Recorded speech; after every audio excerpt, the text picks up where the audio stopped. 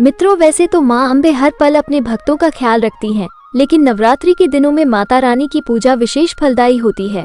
इस दौरान पूजा का लाभ भी जल्दी मिलता है। इसका कारण है कि माँ दुर्गा नवरात्रि के दौरान पृथ्वी पर निवास करती हैं और अपने भक्तों की मनोकामनाओं को सुनती हैं। कहा जाता है कि नवरात्रि के पावन दिनों में जिस जगह माता रानी की मूर्ति या तस्वीर सजाकर पूजा की जाती है, उस जगह पर माँ अम्बे निवास करती हैं और अपने भक्तों की पूजा प्रत्यक्ष रूप में स्वीकार करती हैं।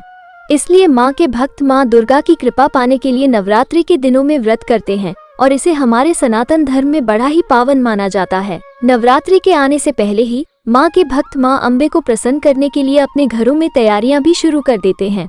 मित्रों, इस साल शारदीय नवरात्रि का शुभ आरंभ 15 अक्टूबर से होने जा रहा है।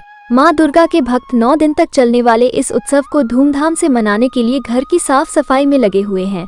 ऐसे में यदि आप भी माँ अम्बे की कृपा पाना चाहते हो और चाहते हो कि माँ दुर्गा आपके ऊपर अपनी कृपा दृष्टि बनाए रखे, तो शारदीय नवरात्रि के शुरू होने से पहले ही आप अपने घर से ये 5 चीजें निकाल कर अवश्य दूर कर दें।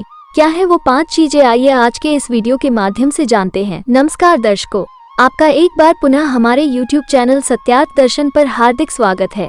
मित्रों, वीडियो पर आगे बढ़ने से पहले यदि आप माँ दुर्गा के सच्चे भक्त हैं तो वीडियो को एक लाइक करके कमेंट में लिख दीजिए जय माता दी।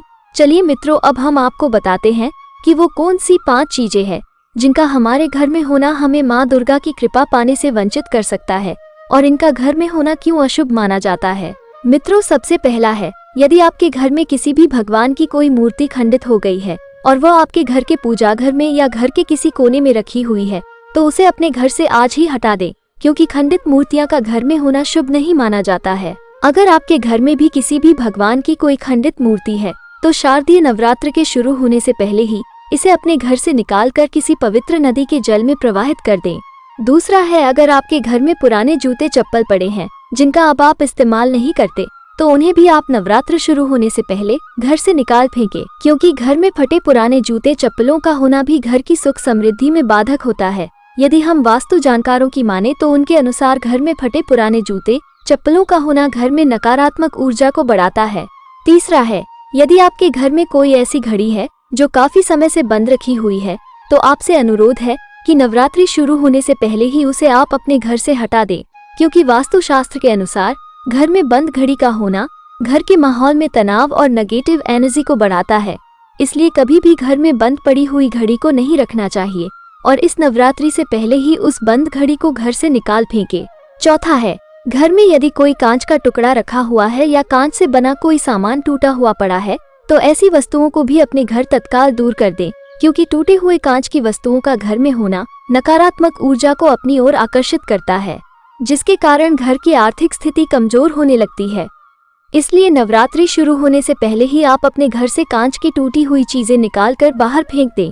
पांचवा और अंतिम है, मित्रों, यदि आपके घर में कोई कटी फटी हुई धार्मिक पुस्तक है या किसी भगवान की फोटो या तस्वीर रखी हुई है, तो इन चीजों को भी नवरात्रि शुरू होने से पहले ही बहते हुए जल में प्रवाहित कर दें, क्योंकि वास्तुशास्त्र के अनुसार घर में कटी फटी धार्मिक पुस्तकों का होना भक्ति के कार्य में बाधा उत्पन्न करता है।